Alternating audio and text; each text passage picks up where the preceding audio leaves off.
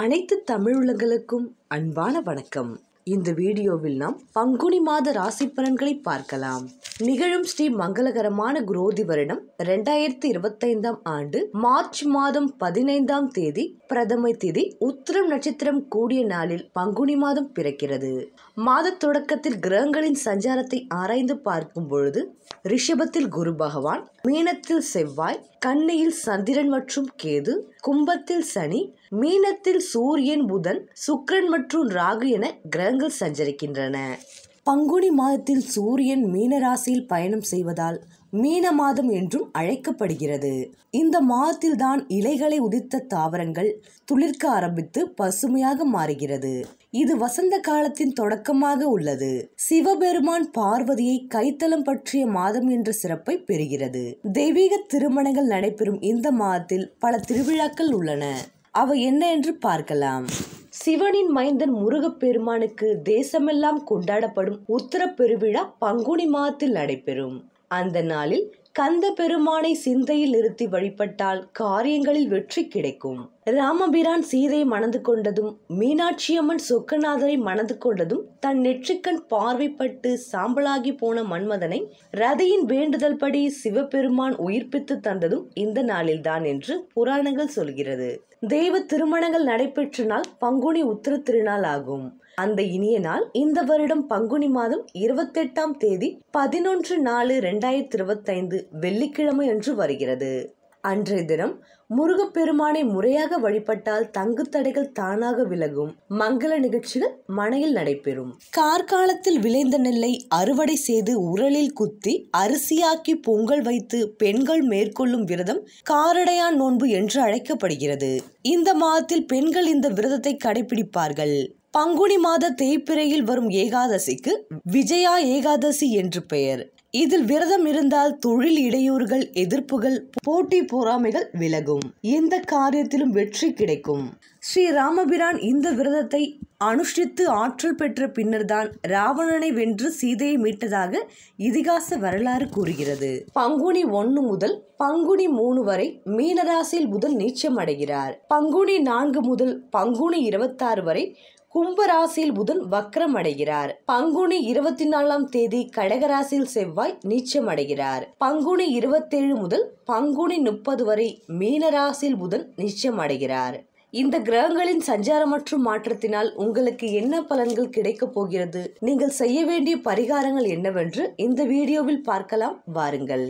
எந்த காரியம் செயலிலும் முழுமையான ஈடுபாடு, வியாபார நோக்கம், புத்தி கூர்மை, சுய அறிவு, செயலால் முன்னேறுபவர்கள், எதிலும் தனக்கு லாபம் காணும் வியாபார நோக்கம், வீழ்ந்த தொழிலை உயர்த்தும் திறமை, தன் திறமையால் செல்வம் செல்வாக்கு அடைபவர்கள், தைரியம், காரியவாதி, செயலில் கண்டிப்பு, கரார், எதிலும் வியாபார புத்தி நோக்கம், செல்வம் சேர்க்கும் சூட்சம அறிவு, மக்கள் மத்தியில் மரியாதை, பேச்சில் சாமர்த்தியம், சதா சிரித்து பேசும் குணம், சமயோஜித புத்தி, நிர்வாக திறமை, தொழிலில் புதுமையை புகுத்தியவர்கள், புதிய புதிய உணவுகளை ருசியாக உண்வதில் விருப்பம், புதிய புதிய ஆடைகளை அணிவதில் விருப்பம், புதிய புதிய இடங்களை பார்ப்பதில் விருப்பம், தோல்வியை கண்டு துவளாத தன்னம்பிக்கை, தைரியம், அனைத்து துறைகளிலும் தன் அறிவால் ஆதிக்கம் செலுத்துபவர்கள், புத்தி சக்தியால் புகழ்பெறும் மிதுனராசி அன்பர்களே.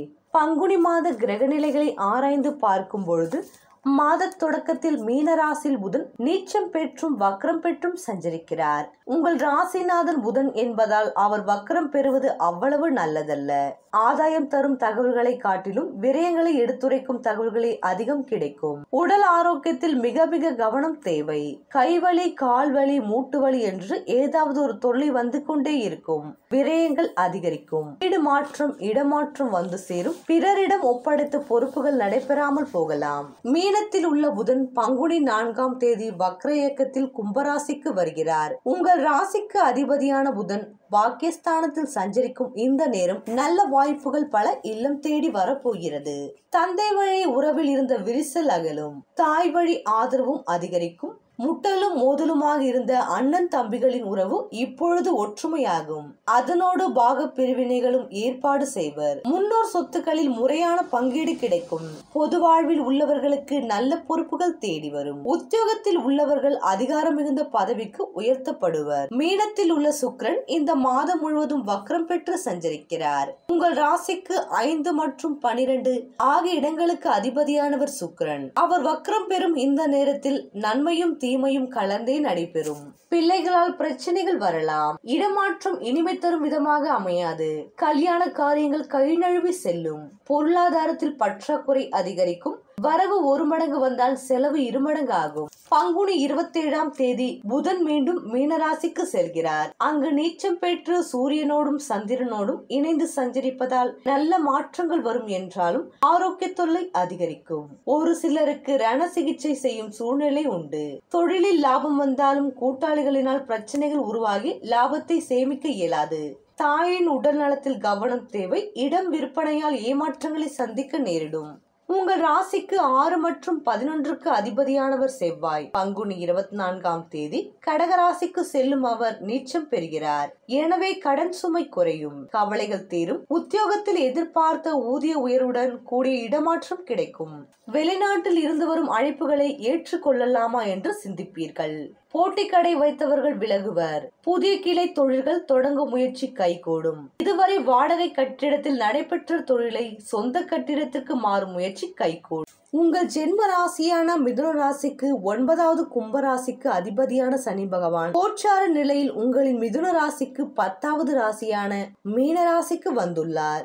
2.5 வருடங்கள் சனி பகவான் இங்கு தங்கியிருந்து தரும் பலன்களையும் மேலும் தனது 3, 6 மற்றும் 10ஆம் பார்வையால் தரும் பலன்களையும் பற்றியும் தெரிந்து கொள்வோம். சனி பகவான் உங்கள் ராசிக்கு திருக்கோணாதிபதி ஆவர்.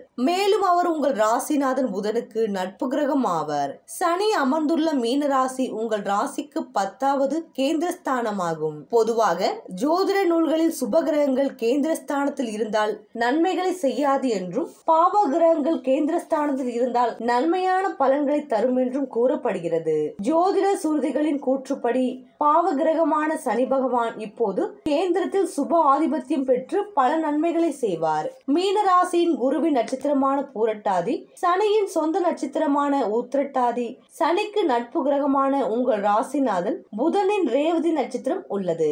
குருவிற்கு சனி நட்பு, புதனுக்கு சனி நட்பு கிரகமாகும். இதனால் சனி பகவான் நன்மைகளை மட்டுமே தருவார்.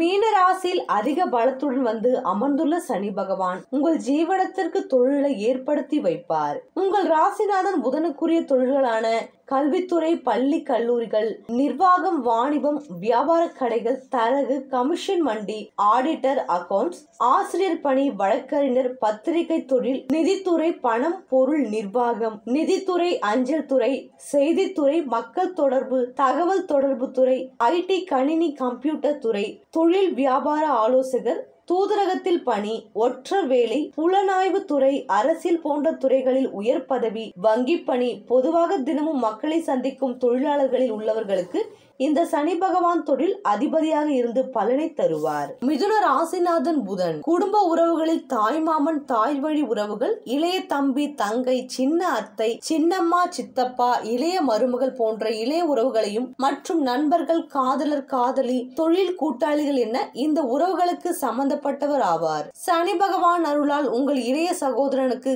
கல்வி, தொழில் சம்பந்தமாக நன்மைகள் உண்டாகும். தாய் மாமன்கள் வாழ்வில் நன்மைகள் உண்டாகும். தகப்பனுடன் பிறந்த இளைய சகோதரர்களால் உங்களுக்கு உதவிகளும் நன்மைகளும் உண்டாகும். அவர்கள் உங்கள் கல்வி, தொழில், உத்தியோகம் சிறப்படைய உடனிருந்து உதவி புரிவார்கள். குடும்பத்தில் பொறுப்புகளையும் ஏற்று செயல்படுவீர்கள். மனை, பிளாட், கட்டிடம், வீடு அமைத்துக் கொள்ள முயற்சி செய்து அடைவீர்கள். குடும்பத்தில் உறவுகள் இடையே உண்டான குழப்பங்கள் தீரும். பகை உறவாகும். மீனராசியில் உள்ள சனி பகவான் தான் இருக்கும் இடத்திலிருந்து 3, 6 மற்றும் 10வது ராசிகளை பார்வையிட்டு பார்வையிட்டு பலன்களை தருவார். சனியின் பார்வை பலன்தான் அதிகமான நன்மை தீமைகளை செய்யும் என்று ஜோதிட நூல்கள் சொல்கிறது. சனியின் 3ஆம் பார்வை உங்கள் ராசிக்கு 12வது விரயஸ்தானமான ரிஷபத்தை பார்க்கிறது. ரிஷப ராசி விரயஸ்தானம் என்றாலும் அதன் ராசிநாதன் சுக்கிரன் ஆவார். சனிக்கு சுக்கிரன் நட்பு கிரகமாகும். அதனால் சனியின் பார்வையால் அதிகமான நன்மைகளை அடைபவர்கள் நீங்கள் தான். ரிஷப ராசிக்கு 1, 5 மற்றும் 9 திரிகோண ராசிகள் ரிஷபம், கன்னி, மகரம் ஆகும். இது நாள் வரை திரிகோண ராசியில் ரிஷப ராசியில் இரு கிரகம் இருந்தும் எந்த விதமான நல்ல பலன்களையும் அடைந்திருக்க மாட்டீர்கள். மிதுன ராசி அன்பர்களே, உங்கள் குடும்பத்தை பற்றி பார்க்கலாம். குடும்பத்தில் தந்தை மகன் இடையே கருத்து வேறுபாடுகள் ஏற்படும். பூர்வீக சொத்துக்களில் பிரச்சனைகள் உண்டாகும். பூர்வீகத்தை விட்டு உத்தியோகம், வியாபாரம், வேலை என ஏதாவது ஒரு காரணத்தினால் வேறு இடம் சென்று வசிக்க நேரும். அப்படி அமைந்தால் ஏற்றுக்கொள்ளுங்கள்.